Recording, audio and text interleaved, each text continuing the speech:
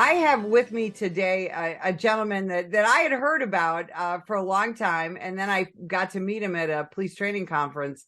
And what he does is so extraordinary for this profession that I wanted you all to meet him. He is an attorney. He's a supporter of law enforcement. He's a big supporter of the rule of law and fighting that false narrative that somehow it's American law enforcement that is causing all the crime and chaos in our country today. Imran Ali, welcome to the show. Thank you for having me, Betsy. I appreciate it. So I first got to hear you speak at a conference my husband and I were training at, and you're from Minnesota. You can talk about that.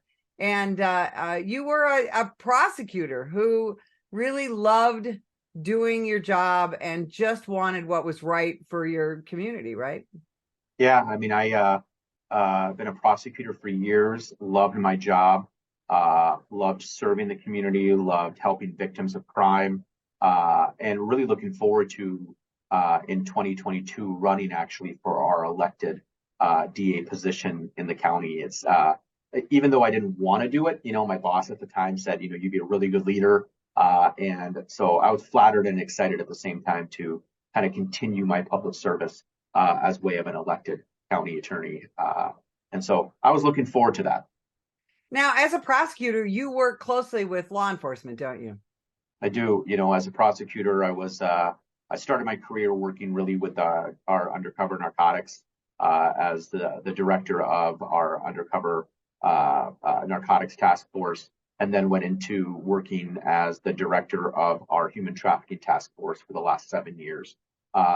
We not only did we work together, we actually were housed together, and so that way we had an ability for the officers to get firsthand information and firsthand clarification on the law.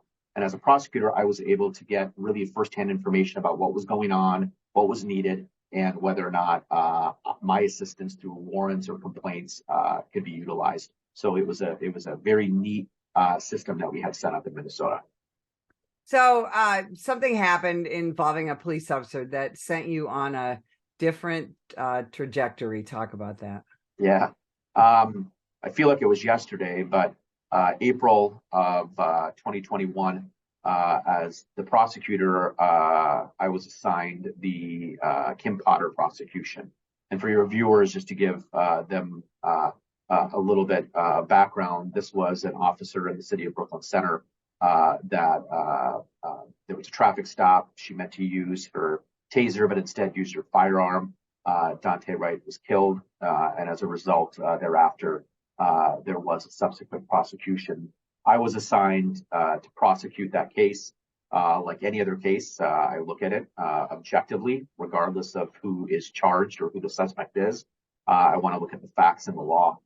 But I also wasn't naive to know that at the time that this happened, the entire national, international media was galvanized and organized in Minneapolis because it was the trial of Derek Chauvin. So the timing I knew was going to lead to, definitely some issues. But what followed thereafter is something that I even couldn't have dreamed of happening.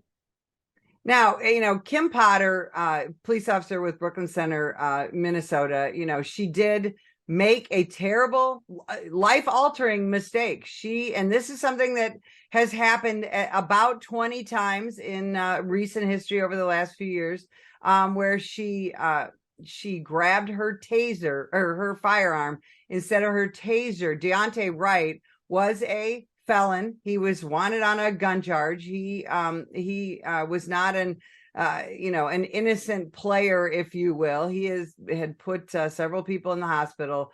But she did make a terrible mistake. Police officers make mistakes. So as a prosecutor, what was your intent in charging her with a crime? Because that needed to happen, didn't it?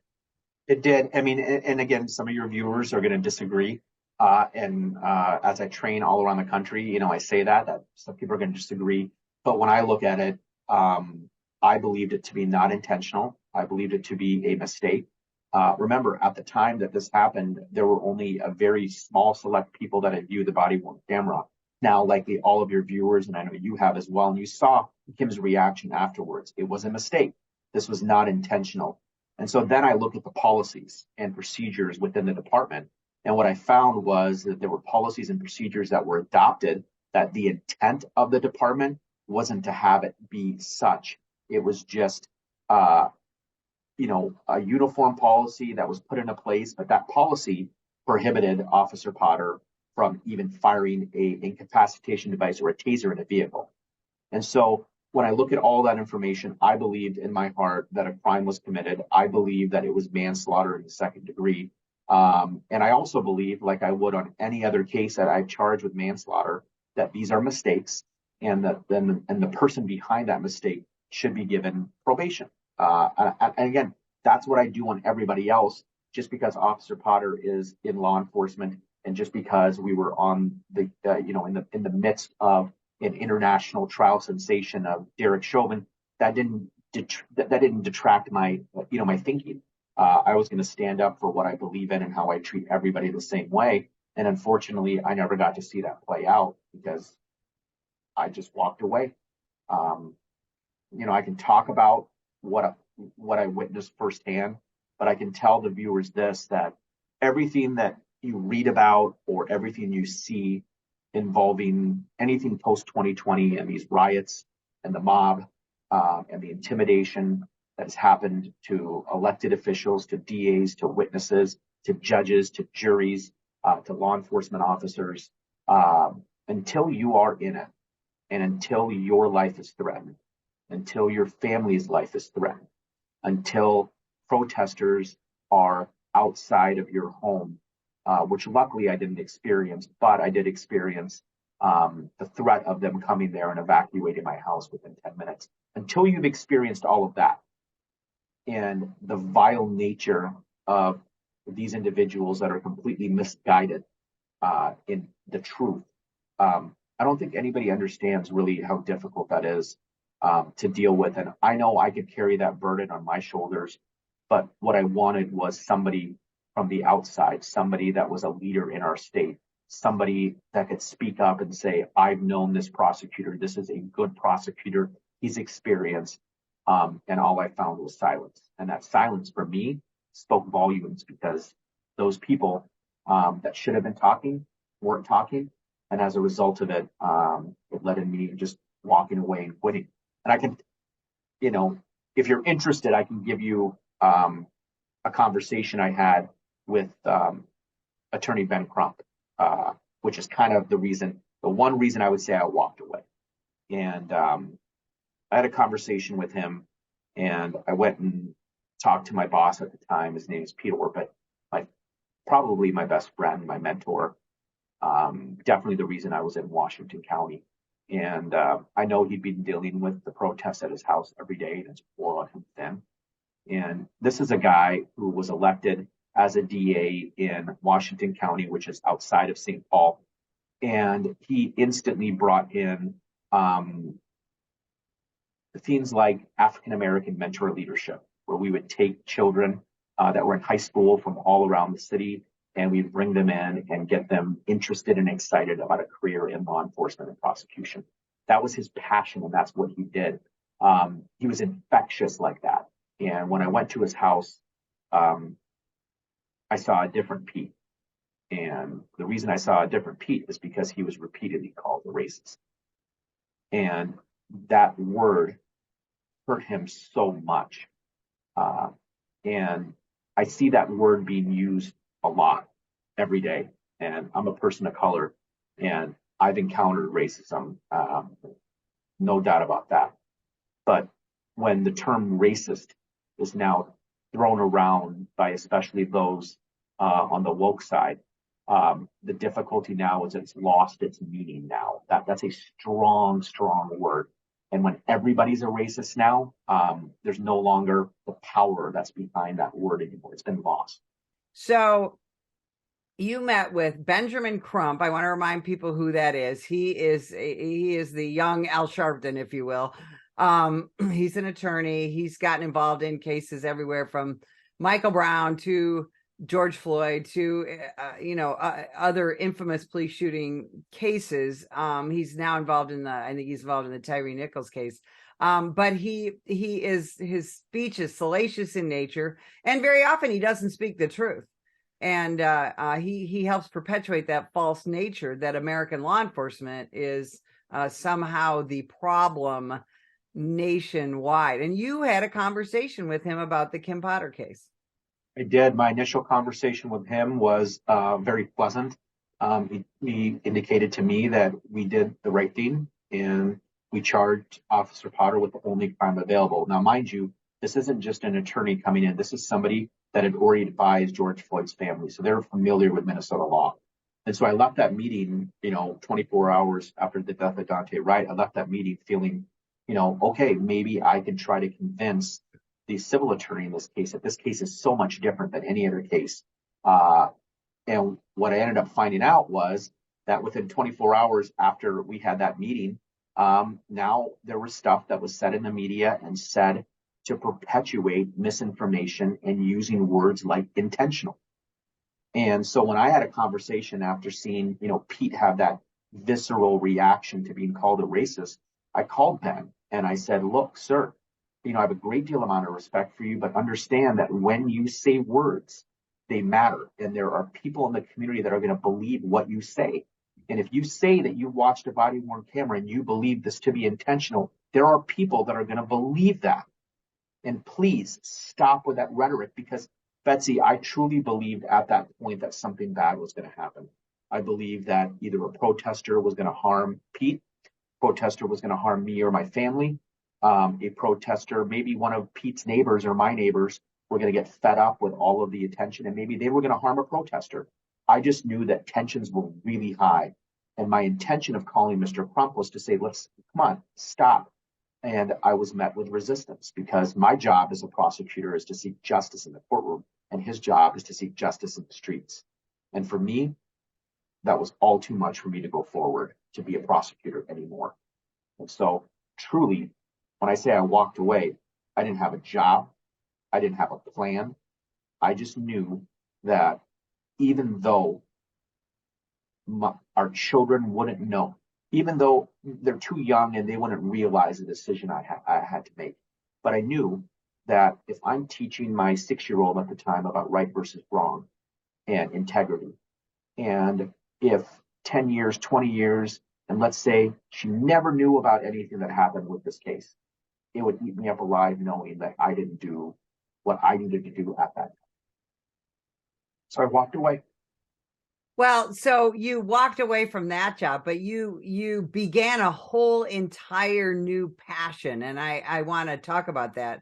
And let's start with your dealings with the media, because again, one of the things that you're trying to do out there is fight that false narrative, and we do that at the National Police Association, but you don't see a whole lot of media wanting to talk about the truth when it comes to law enforcement use of force. Talk about that. Yeah, I saw it firsthand with the Derek Chauvin case, because regardless of what anybody thinks about Derek Chauvin and George Floyd, take away all of that. In the middle of jury selection, all of us witnessed a elected city council announce a record-breaking lawsuit and a settlement. And there is no way anybody can convince me that that wasn't an attempt to sway a jury. There's just no way anybody else can convince me as a lawyer, knowing how long those civil cases take. And I'm watching that be covered by the media, and I'm shocked that that's covered by the media while we are in the middle of jury selection in a televised, sensationalized way.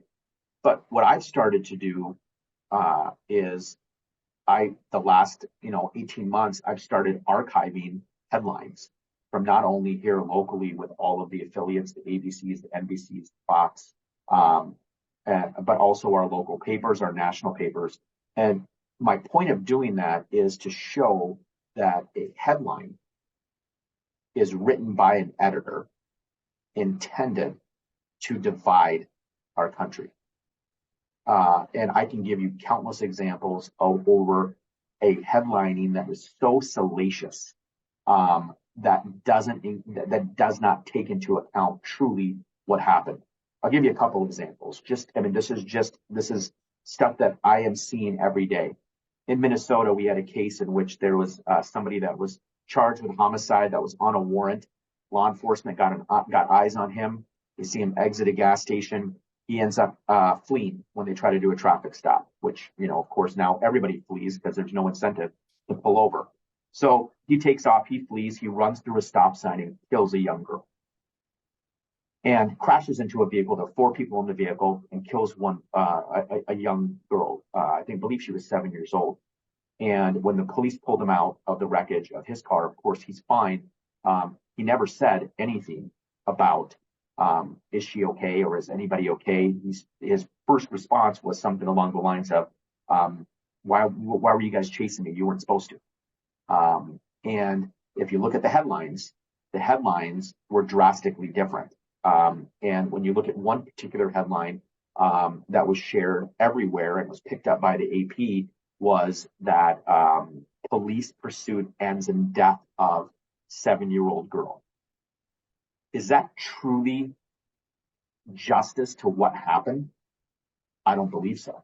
I truly don't believe so. That looks as if law enforcement was acting outside of the scope of their duties, and that their police chase recklessly caused the death of another. When we know we have a murderer that's on the streets, we have to protect, we have to get this person into custody. They have at least probable cause that a murder has been committed, and this individual shows disrespect for law enforcement and authority, flees, kills another individual, and yet our media blames it on the police. One example, Betsy, of thousands and thousands of media headlines that I have seen that do not accurately depict what has happened. And as a result, what I believe when I go and do my trainings, I don't think we're a divided country. I truly don't. I think it's those media companies that are using headlines to create that division, a division that simply isn't there. We have differences. We are divided in the sense of, there are people that are on one side or on the aisle or the other, but it's not this big division that all of the national media syndicates would like us to believe. It's not that way. We have communities that support law enforcement, that love law enforcement, that understand that they are in a difficult, dynamic situation every day. And we have people out there that want to see police do better. And so do I, so do you, and so do your viewers. Unfortunately, the media, especially in our country, has really shaped this division and has put fuel on a fire that, quite frankly, didn't need fuel. Yeah, no, and that's so well spoken, because that's something that at the National Police Association, we fight every single day, is to educate Americans, partially through the media. Of course, we have website and social media and things like that, and speaking engagements. And that's one of the things you're doing is you're fighting this. We have about 3 minutes left. You're fighting this through policy, training, information. Talk about that. Tell people what you're doing now. Yeah, I didn't have a job and then got picked up by a law firm, and they said, so talk about, my letter got leaked to the media so everybody knows, what do you want to do? And I said, honestly, if I could pick a job, I would do something where I can give back to the community. I've been a public servant at heart. My father worked for the federal government. I have lots of nieces, nephews, uncles, aunts, brothers, sisters that have served in the military. And so I've always been a public servant at heart. And what I want to do is I want to give back. And what I want to truly, the message that I want to give law enforcement is a message of hope, that don't be discouraged. We need you still. The other message is that we can do better. Don't listen to the media and don't listen to the people saying that you have to be perfect. We can be better collectively, just like they can be better. But unfortunately, everybody has their fingers pointed at police because everything is to be blamed on police. But if police do something good, nobody gives them the credit. That's deserved. And so that resilience piece is so important when we're dealing with recruitment and retention, and also getting back to true training. So use of force. I train all around the country in use of force. I've trained over 10,000 sworn just last year.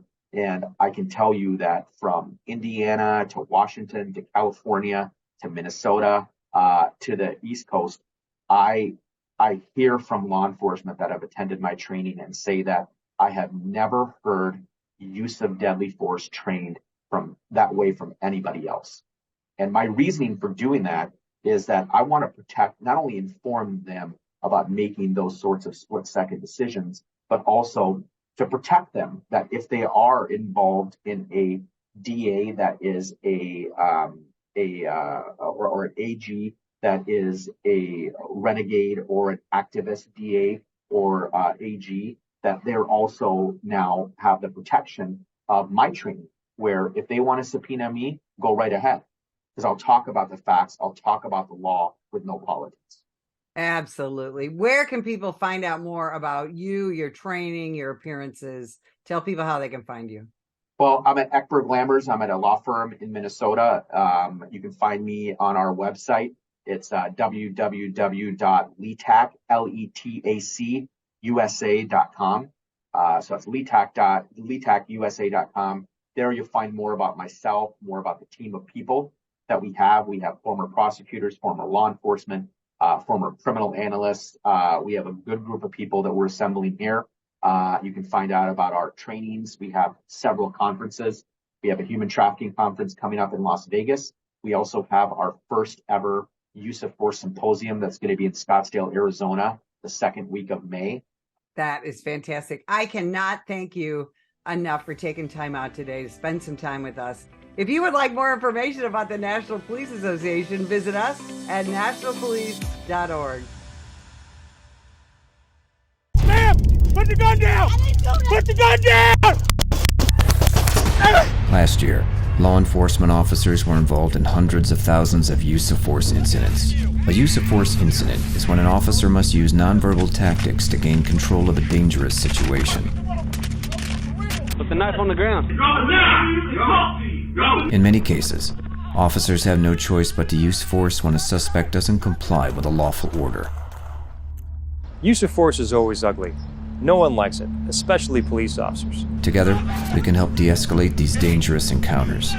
Help police officers by complying with their lawful orders. Don't attack, attempt to disarm, or flee from an officer. Use of force is an officer's last option. Most incidents can be avoided by not resisting arrest. If you feel you've been wrongfully detained by a police officer, then seek a legal solution after the encounter has been resolved. Let's keep everyone safe. Comply now and complain later.